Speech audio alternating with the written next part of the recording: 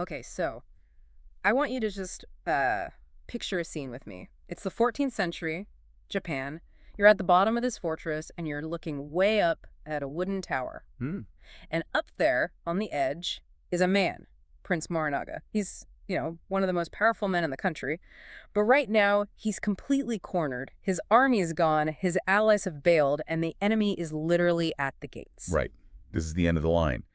And by any normal logic, he should be surrendering. Maybe he gets a comfortable exile. He's a prince. But he doesn't. He steps to the edge and he yells down, "Behold, I am Prince Morinaga." He tears off his armor, and underneath he's wearing these incredible flowing silk robes. The imperial robe. Exactly. And then in front of everyone, he pulls out a short blade and just drives it into his own stomach. And we're not talking about like a quick little symbolic poke. No, not at all. He carves himself open. He actually reaches inside his own body, grabs a handful of his own intestines, and hurls them down at the soldiers below. It's an unbelievable image. And then he shoves his sword down his throat and dies. It's horrifying. I was reading the source for this deep dive. It's Seppuku, A History of Samurai Suicide by Andrew Rankin. And I literally had to put the book down. It just goes against every instinct. Why the stomach? Why make it such a spectacle?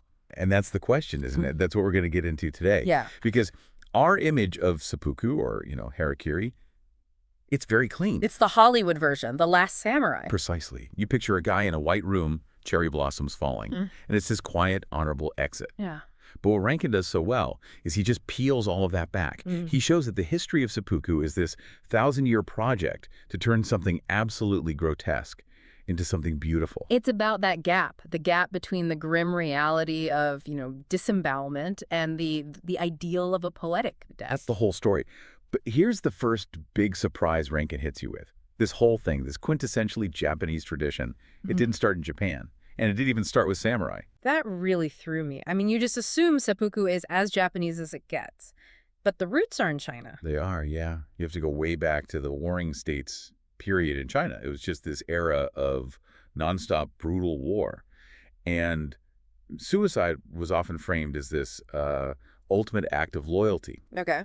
And Rankin points to this one story from the Annals of Lu Buwei. We're talking 660 BC. This is the liver cloak story, right? I had to read this twice. The liver cloak, it really sets the stage. So you have this minister, Hong Yan. He comes back from a mission, and his city's been sacked. His lord, Duke Yi, has been killed by quote-unquote barbarians. And when he says killed, he means butchered and eaten. They literally left nothing behind except the Duke's liver. It's just so gruesome, but it's the minister's reaction that's the key. Exactly. He doesn't just, give it a proper burial. He's overcome with this performative grief. He cries out, and he says, "My lord, allow me to serve as your cloak." And then he takes a knife, slices his own belly open, and places his lord's liver inside his own body. And then he dies. He turns his own body into a container, a relic box. It's the perfect way to put it. But you see the symbolism there. In ancient Chinese and Japanese belief, the soul wasn't in the heart or the brain. It was in the belly, the hara. So by cutting it open, you're literally showing your insides, your sincerity. Look, I have nothing to hide. I'm pure on the inside. That's the core idea. So that idea moves to Japan. But as you said, the first cases there, they're not noble. They're not samurai. Not even close. Rankin digs up the Harima Fudoki from 713 AD. It tells the story of a goddess, Aomi, who gets into a jealous rage because she can't find her husband, so she slashes her belly open and throws herself in a swamp. That sounds more like a total breakdown than a ritual. It is a breakdown. Or look at Fujiwara Yasusuke in 1140. He's not a warrior. He's a career criminal, a bandit. The police corner him. He knows he's done for, so he rips his own guts out. So it starts as this act of pure rage and desperation. It's ugly. So how? How does it go from a bandit bleeding out in a ditch to this high ritual of the samurai? Because later on, it's a privilege, right? A commoner couldn't just commit seppuku. That's the critical shift. And it really hinges on one person, the first true sort of seppuku hero on record, Minamoto no Tamatomo. Tamatomo. I mean, even the descriptions of him sound like something out of a myth. He's a total archetype. This is the Yugen Rebellion, 1156. He's described as a giant, like 7 feet tall. They said his left arm was 4 inches longer than his right, so he could pull a bow nobody else could. A classic ferocious hero. Yes. Yeah. He's wild, untamable. So they exile him to an island, but then the emperor sends a fleet to finish him off. Tamatomo just stands on the beach, draws that massive bow. And this isn't just a normal arrow? No, it's basically a torpedo. Yeah. It hits the lead ship below the waterline, punches right through the hull, and sinks it. One arrow, one ship. So he's basically a superhero, but even he gets outnumbered. Eventually, the army lands.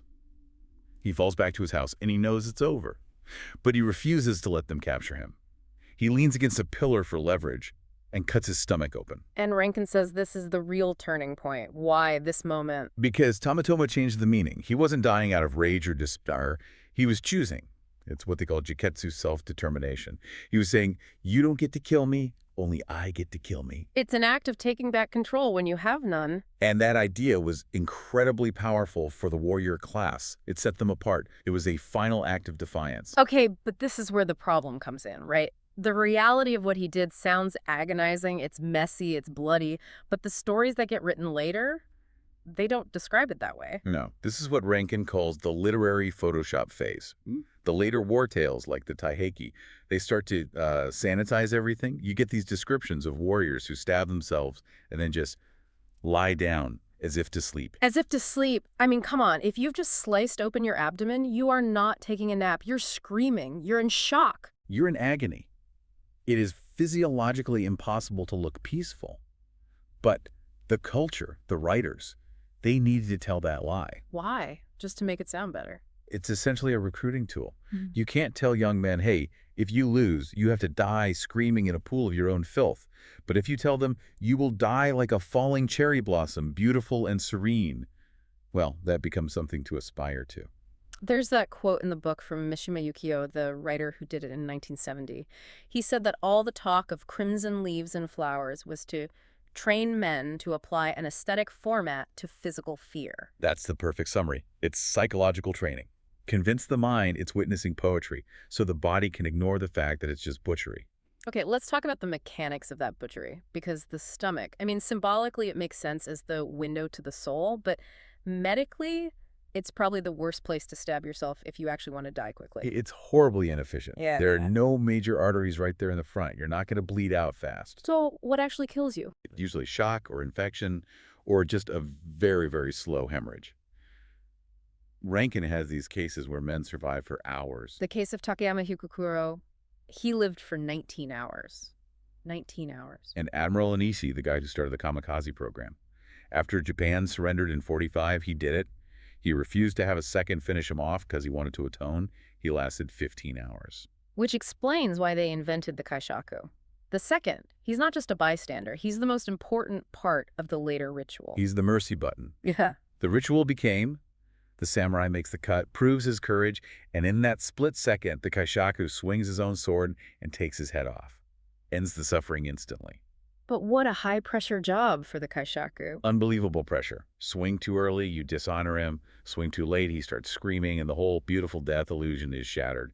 And the language they used, it was part of that illusion too, right? Harakiri versus seppuku. Yeah, that's a great point. It's a linguistic shield.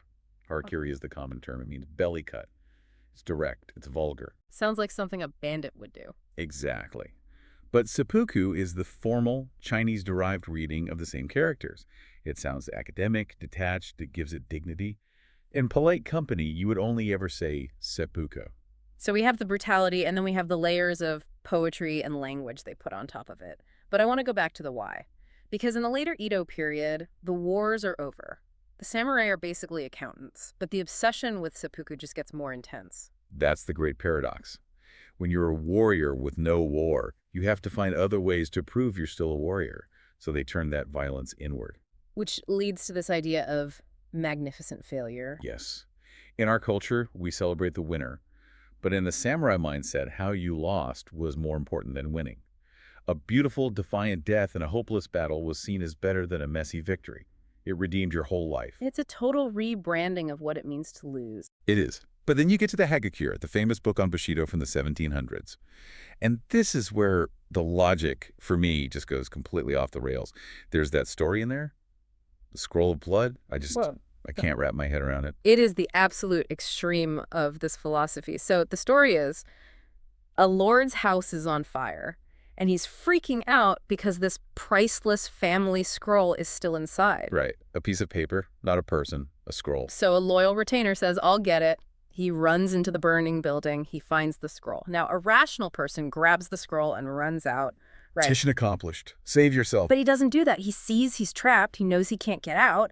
So to protect the scroll from the fire, he cuts his own stomach open, shoves the scroll inside his body, and then sits there and burns to death. And when they find his charred body later, the scroll inside is perfectly preserved, protected by his body fluids, I guess. The scroll of blood. Okay, but this is my problem with it. If he had enough time to perform major abdominal surgery on himself, he had time to jump out a window. No, you're using rational logic. It seems like he wanted to die more than he wanted to save the scroll. And the Hagakure would say, exactly, that's the point. If he'd just run out with it, he's a good servant. By dying this way, he becomes a legend of loyalty. The self-destruction is the entire point. There's a quote that explains it perfectly. Righteousness is the mental act of cutting through reason. Cutting through reason. It means true samurai honor requires you to actively suppress your survival instinct. If it makes logical sense, it's probably not the warrior's path. That is a terrifying way to live. It is, and it created a culture where seppuku became the answer for everything. You make a mistake at work. Seppuku. Your lord dies. Seppuku, it's the ultimate reset button. So when you step back from this whole thing, from the Chinese minister to Tamatoma the archer to the guy with the scroll in his gut, what's the big takeaway? For me, it's about the power of a story. The reality of seppuku is, it's just awful. It's blood and filth and pain. But for 1,000 years, a culture managed to overwrite that reality with a story about beauty and purity. They photoshopped the horror so effectively that men chose to die for the metaphor. It really shows that the human need for meaning can be stronger than the instinct for survival. I think that's it. And, that's the final thought I'm left with. We look at the scroll of blood story and we think, that's insane. I would never do that. We all like to think we're rational beings. But are we? I mean, we might not be cutting our own bellies open, but look around. We see people destroy their health for a job that would replace them tomorrow. We see people sacrifice their own happiness for a political idea or, for likes on social media. The aesthetic is different, but the impulse is still there. Exactly. We are still perfectly capable of sacrificing our real physical lives for an abstract ideal. So the real question isn't, why did they do it? The question is, what's the beautiful death that we're all chasing today? What's the story we're telling ourselves that makes all this suffering seem worthwhile? That is a very heavy place to end, but a good one. That's something to think about for a long time. I think so. We'll see you on the next deep dive.